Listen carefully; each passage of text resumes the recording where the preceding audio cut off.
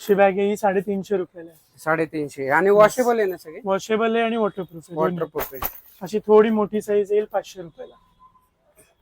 ठीक आहे. हा ही येईल 500 रुपयाला. हा. त्याच्यानंतर असा एक टाईप येईल साधारण 600 रुपयाला येईल. हे सगळं 600 स्कूल बॅग आहे रुपीज. ना?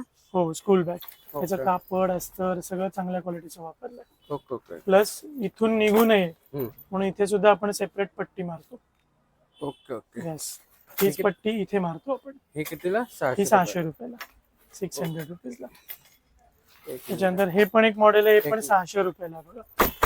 हे पण 600 रुपयाला. 600 रुपीजला. 600 रुपये. येस. हातकडा.